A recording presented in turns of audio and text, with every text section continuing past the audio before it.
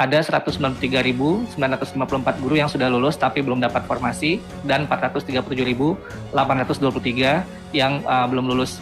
Di antaranya 116.000 sekian dari 437 ini sama sekali belum pernah ikut seleksi. Kemudian yang kedua ini Pak, yang sekarang lagi nunggu dan nonton saya kira, itu 193.954 ini.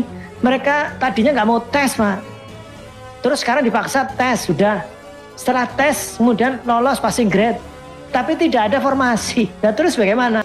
Saya hanya mau mengingatkan bahwa apa yang disampaikan Pak Fikri itu adalah menjadi tanggung jawab pemerintah.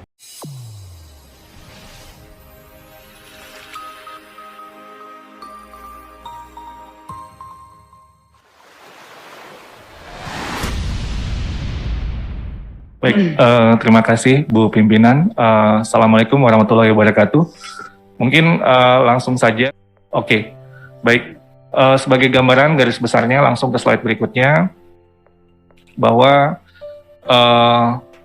formasi yang sudah terisi pada saat ini sudah 58% dari formasi yang diajukan oleh Pemda tahun 2021, yaitu dari 506.252 formasi yang diajukan, 293.860 telah terisi.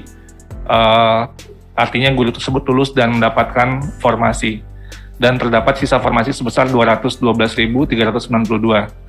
Ada 193.954 guru yang sudah lulus tapi belum dapat formasi, dan 437.823 yang belum lulus. Di antaranya 116.000 sekian dari 437 ini sama sekali belum pernah ikut seleksi. Lanjut. Terkait dengan mekanisme pendaftaran ya. Jadi di sini dapat saya sampaikan bahwa pendaftaran untuk seleksi ASN P3K dimulai dari pendaftaran melalui laman sskasn.bkn.go.id, dan sesudah itu yang tadi pertanyaan terkait dengan NIK, bahwa NIK itu adalah cara kita untuk mengidentifikasi nomor yang bersangkutan benar orang tersebut, dan juga sesuai dengan data yang ada NIK di Dapodik. Nah, beberapa masalah terjadi ketika NIK di Dukcapil itu tidak sama dengan NIK di Dapodik. Itu bisa dua kemungkinannya, mungkin yang di Dukcapil ada kekeliruan, atau mungkin yang di Dapodik ada kekeliruan. Jika itu terjadi, maka jika data yang keliru itu di Dukcapil, maka dapat dilakukan perbaikan data melalui call center Halo Dukcapil 15537 atau melapor ke Dinas Dukcapil setempat. Jika perubahan itu perlu dilakukan di Dapodik, maka yang bersangkutan dapat melakukan perbaikan NIK di daerah melalui aplikasi verbal PTK yang dimiliki oleh masing-masing individu guru, yang seterusnya divalidasi oleh Dinas Pendidikan setempat melalui spesifiknya kelompok kerja data pendidikan atau KK Datadik. Selanjutnya juga yang dapat kami sampaikan pertanyaan terkait dengan guru yang terdaftar di Dapodik. Jadi cut off guru yang ikut itu adalah guru yang terdaftar di Dapodik saat dia mendaftar. Artinya yang terdaftar di Dapodik tahun 2021 tetap boleh untuk mengikuti seleksi. Jadi ini ada anggapan bahwa cut off-nya itu di tahun 2020. Tapi sebenarnya cut off-nya itu sesuai dengan waktu dia pendaftaran dia terdaftar di Dapodik, sehingga juga ada guru-guru yang tahun 2021 juga mengikuti proses seleksi. Selanjutnya juga ingin saya luruskan anggapan bahwa harus terdaftar di Dapodik 3 tahun berturut-turut baru boleh ikut. Ini adalah 3 tahun berturut-turut adalah syarat untuk mendapatkan afirmasi, bukan syarat untuk mengikuti seleksi. Jadi jika dia tidak 3 tahun berturut-turut, itu tetap boleh ikut seleksi, tapi yang bersangkutan tidak mendapat afirmasi.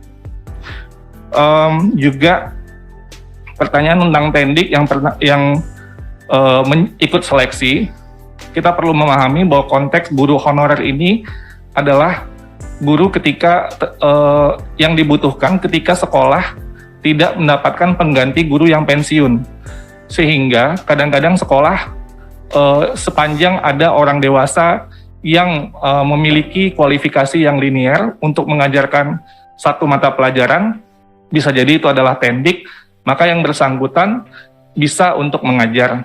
Tapi kemudian mungkin kembali menjadi tendik di tahun berikutnya. Sehingga mungkin persepsi masyarakat bahwa yang bersangkutan adalah tendik, tapi dia sebenarnya pernah menjadi guru, dan itu juga tercatat sebagai guru honorer, dan mereka berhak untuk mengikuti seleksi. Terkait dengan data kualifikasi di PDDikti, di sini dapat saya sampaikan, memang ada di beberapa kasus kampus-kampus yang mendaftarkan program D3-nya dan S1-nya itu berbarengan. Sehingga yang muncul di PDDikti itu kualifikasinya S1, padahal yang bersangkutan itu sebenarnya masih D3. Inilah yang menimbulkan masalah karena kemudian yang bersangkutan ikut proses, tapi ketika pemberkasan ternyata ijazahnya masih S3. Lalu slide selanjutnya, yang terakhir, ini juga sudah kami sampaikan sebelumnya, hanya untuk menguatkan bahwa pada saat ini Panselnas sedang menyusun draft mekanisme rekrutmen guru ASN P3K tahun 2022, di mana di sini kita akan melakukan sebuah penyempurnaan supaya untuk bisa menyelesaikan masalah-masalah yang timbul di tahun 2021 sebelumnya, sehingga bisa lebih baik pada tahun ini. Salah satunya adalah kita melakukan formasi yang tahap ketiga itu tetap ada, itu tidak akan hilang, dan itu digabungkan dengan formasi tahun 2022. Dan mekanisme baru ini atau aturan yang disempurnakan ini mempertimbangkan pertama, guru yang telah lulus passing grade itu untuk bisa mendapatkan formasi tanpa harus ikut seleksi. Lalu memperbesar kuota formasi, karena kita sebenarnya mengetahui jika formasi diajukan secara maksimal, maka sangat besar kemungkinan guru-guru yang sudah lulus passing grade untuk mendapatkan formasinya. Selanjutnya, untuk mencegah salah satu masalah yang juga timbul adalah guru dari sekolah induk dengan sekolah non-induk. Ini kita ingin mencegah terjadinya pergeseran antar guru di sekolah induk yang lebih banyak lagi. Dan yang terakhir, mempercepat penuntasan pemenuhan 1 juta guru ASN P3K. Mungkin sekian dulu dari saya, Ibu Pimpinan. Terima kasih atas kesempatannya. Wassalamualaikum warahmatullahi wabarakatuh. Terima kasih. Assalamualaikum warahmatullahi wabarakatuh. Langsung saja, ini mohon maaf karena waktunya mungkin tidak terlalu panjang. Jadi Bapak Ibu yang saya hormati, saya kira penjelasan tentang sinkronisasi ini sudah, dan ini kita sudah jelas gitu, Jo. Tapi masih ada masalah.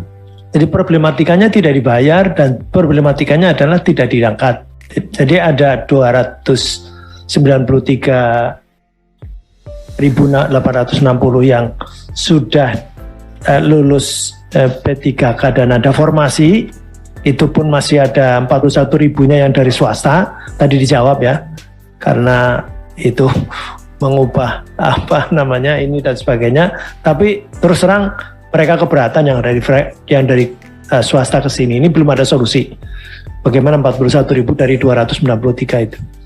Tapi yang kalau 293.000 itu karena ada formasinya, ya tuntutannya adalah bagaimana segera SK-nya tidak seperti 2019.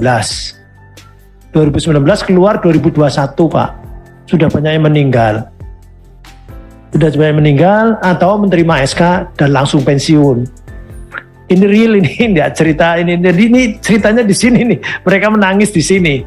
Jadi ini supaya sekarang ini yang 293.000 ini segera dapat SK, dan SK-nya tidak beda-beda 1 tahun, 5 tahun dan sebagainya. Kalau 5 tahun dan 5 tahun lagi, kemudian 5 tahun semuanya, dan kemudian nanti ada mekanisme bagaimana selanjutnya. Itu yang pertama. Jadi ini panja ini menurut saya yang menyelesaikan ini segera, karena dulu ternyata ketika kita ada panja, akhirnya keluar SK-nya meskipun 2 tahun, tetapi ya lumayan. Kalau enggak ya berlarut-larut itu. Nah itu karena di sini ketemu antar masing-masing dan seterusnya, dan akhirnya ada solusi. Kemudian yang kedua ini Pak, yang sekarang lagi nunggu dan nonton saya kira itu 193.954 ini. Mereka tadinya nggak mau tes, Pak. Terus sekarang dipaksa tes, sudah. Setelah tes, kemudian lolos passing grade. Tapi tidak ada formasi. Problematikanya karena Pemda tidak mengajukan formasinya. Ini mereka ceritanya macam-macam, katanya kita punya 5.000 formasi, tetapi kenapa ngajukan cuma 500? Karena ketika maju katanya ke Kemenpan RB atau apa, suruh analisa keuangan daerah dan seterusnya, dan kemudian akhirnya ketemunya 500. Kalau 5.000 kita nggak bangun Pak, katanya begitu kira-kira. Nah, ini lepas dari di earmarking atau tidak. Ear itu telinga ya, mark itu tanda telinga. Tanda telinga. Tapi kalau digabung earmarking artinya pengalokasian. Mau di earmarking atau tidak, itu mereka begitu. Jadi faktanya seperti itu. Jadi faktanya sekarang ini mereka belum jelas ini 193.954 ini. Jadi sekarang menunggu. Saya sudah lolos kemarin, tidak mau tes. Sekarang ikut tes dan sudah lulus. Jangan-jangan sudah ada yang syukuran dan sebagainya.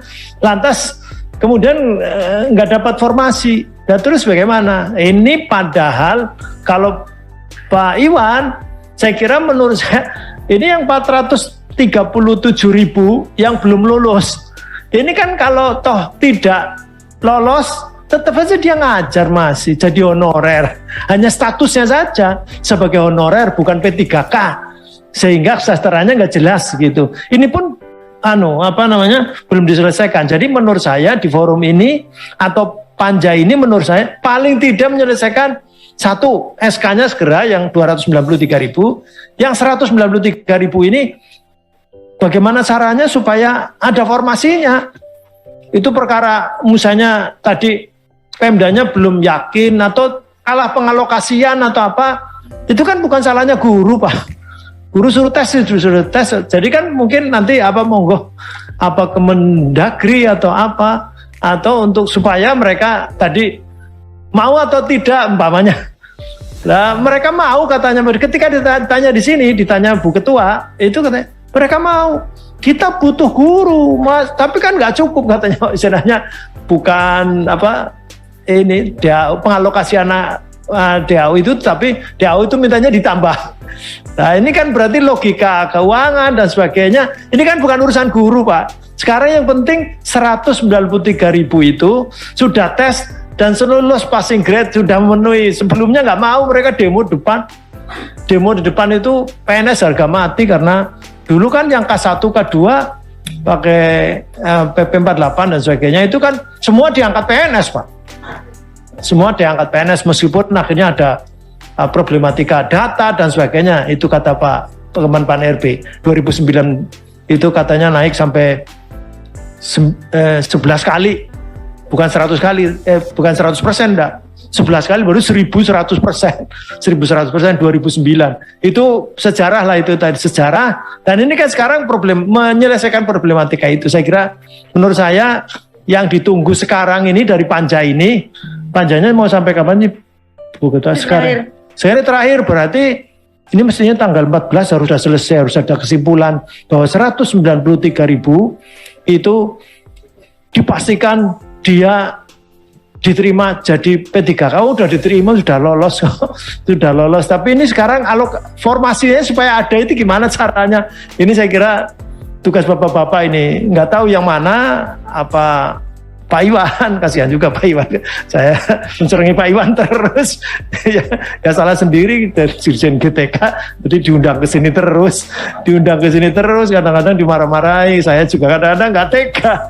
Tetapi ini atau mungkin yang lain, kemudian tadi kan Pak Isa, uangnya ada bukan tidak ada, memastikan ya gitu uangnya ada, tapi Ibu Ketua ngundang beberapa pemerintah daerah, uangnya tidak cukup begitu Pak. Saya kira begitu, saya tidak perlu perpanjang lebar, tapi 193.954 ini bagaimana caranya formasinya segera ada dan dapat SK. Makasih. Assalamualaikum warahmatullahi wabarakatuh. Saya melanjutkan yang disampaikan Pak Fikri tadi, meskipun kegemasannya disampaikan dengan tersenyum. Terima kasih dari penjelasan dari pemerintah, Saudara Dirjen dan juga para direktur yang ada di sini. Saya hanya mau mengingatkan bahwa apa yang disampaikan Pak Fikri itu adalah menjadi tanggung jawab pemerintah. Di daerah. Ya, ini ide awalnya, gagasannya dari pemerintah. Kalau tadi Pak Fikri masih mengatakan ini Direktorat Jenderal yang mana, kementerian mana, saya ngelihatnya pemerintah. Lebih khusus lagi saya ngelihat foto yang ada di sebelah kanannya burung Garuda. Ya, jangan sampai nanti yang disalahin yang sana.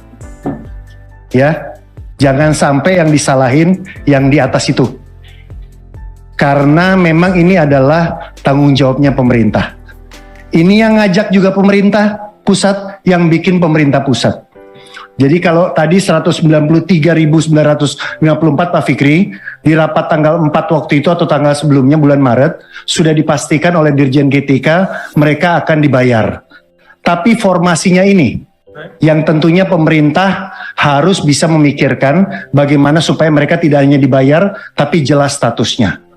Nah, ini kan yang menarik, tadi kalau Bapak dari Kementerian Keuangan mengatakan kita sudah 3 kali kirim surat. Pak, kalau diingat suratnya itu tanggal 31 Maret 2021, itu didesak dari ruangan ini, Pak.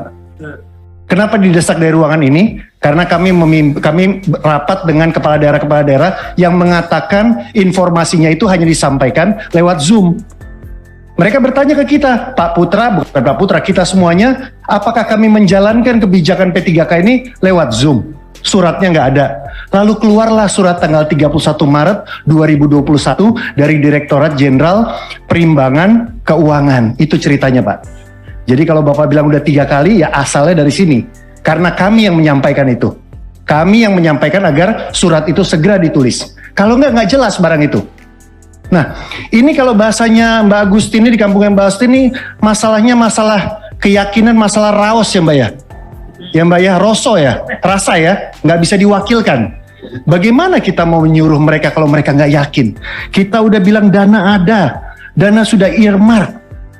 Tapi paparan yang disampaikan Dirjen GTK tadi masih mengatakan di 2022 saja hanya 113 kabupaten kota dari 514. Itu yang 80-100%. Itu hanya 17, sekian persen. Selebihnya tidak mau mengajukan. Tidak mau mengajukan. Karena nggak jelas statusnya. Saya paham yang dimaksud oleh dari Direktorat Jenderal Keuangan tadi soal keberpihakan. Tapi Bapak, mohon maaf, saya bukannya mau membedakan antara diangkat sama dipilih langsung oleh rakyat, Pak. Ya, Bupati dan Wali Kota ini dipilih langsung oleh rakyat. Sama seperti presiden dan kami-kami. Mereka tentunya punya agenda juga. Ya, dan tidak bisa hanya dicap bahwa oh dia tidak disiplin 20%, oh dia tidak bisa, Pak. Itu mungkin harus didalami. Ya, harus didalami lebih dalam lagi, Pak, di setiap kabupaten kota. Nggak bisa kita gebiah uyah, kita pukul rata, sehingga nanti kalau kita ketemu daerah nyalain pusat. Ketika kita ketemu pusat nyalain daerah. Nah ini kan pemerintah bisa menyelesaikan komunikasi ini. Ada Kemendagri di sini, ada Kemendikbud, ada BKN, ada Kemenq dan lain sebagainya. Nah itu yang sekali lagi saya bilang, kalau yang urusan tanggung jawab pasti satu orang yang tanggung jawab. Ya, yang dipilih langsung oleh rakyat di pemerintah cuma satu orang kok. Bapak-bapak semuanya diangkat, ditunjuk. Ya jadi dalam hal ini di forum yang terhormat ini yang disiarkan langsung, ya sebaiknya kita mencari solusi. Saya mau move on dari apa yang disampaikan Pak Fikri. Move on dari kapan deadline kita selesai di panja ini. Saya setuju dengan apa yang disampaikan Pak Dirjen tadi, kebetulan Pak Dirjennya lagi keluar ya. Mungkin bisa diwakilkan nanti pendengarannya gitu ya. Masalah ini tidak dicampur adukan, saya setuju. Harus ada yang fokus, saya setuju. Guru itu satu set, saya setuju. Tapi kenapa nggak dari awal ya? Ngomongnya seperti itu. Kenapa pemerintah nggak nyiapkan dari awal seperti itu? Kenapa formasi itu diterima aja? Atau bahkan yang tidak ada formasinya diterima saja? Lalu sekarang sudah ada jumlah 506,5 juta guru yang diajukan pemerintah daerah, lalu kita baru bicara tentang harusnya. Ya kalau harusnya ya memang harusnya Pak. Di DPR ini adalah tempat kita berwacana, melakukan ide dan gagasan. Di DPR ini harusnya banyak harusnya. Di pemerintah pusat sebagai eksekutif, tidak boleh terlalu banyak ngomong harusnya Pak. Setahu saya Pak Jokowi itu eksekutor. Eksekusi langsung.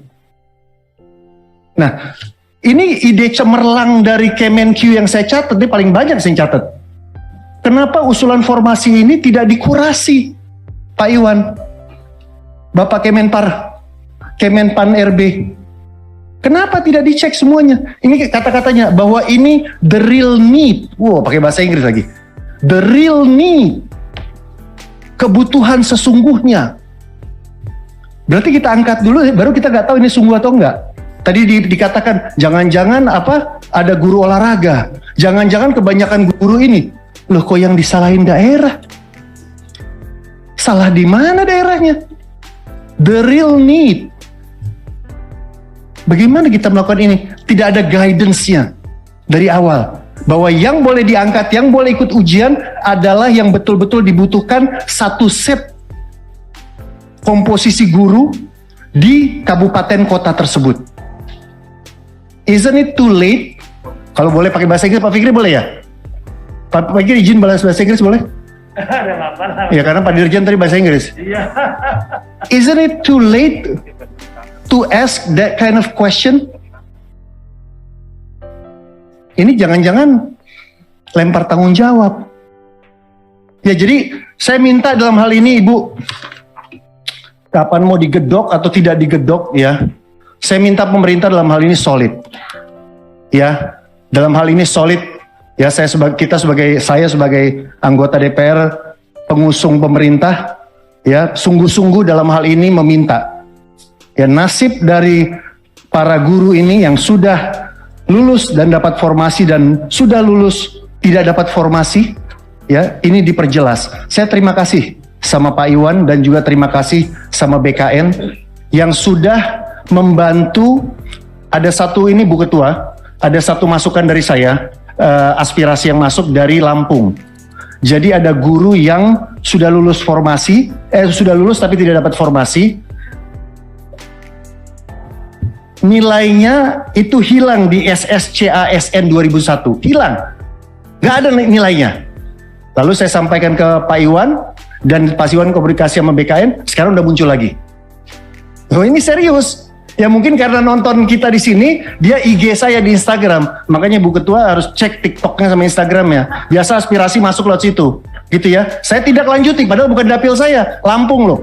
Ya kalau Jakarta seperti kata Pak Dirjen Keuangan aman. Saya di sini sampai sore ngurusin daerah lain nih Pak Fikri. Jakarta udah beres semua. Ya kita ngurusin daerah lain. Jadi terima kasih nih Pak Iwan ya. Jadi saya bukan hanya suaranya, tapi kalau bilang terima kasih depan orang juga. Nggak di belakang kita terima kasihnya. Ya sama dari KN juga. Ya jadi ini yang saya ingin sampaikan pimpinan. Tadi soal orang tua yang protes, kenapa guru swasta mereka diambil, guru favorit mereka direbut dan lain sebagainya, sudah saya sampaikan. Terima kasih. Wassalamualaikum warahmatullahi wabarakatuh. Merdeka.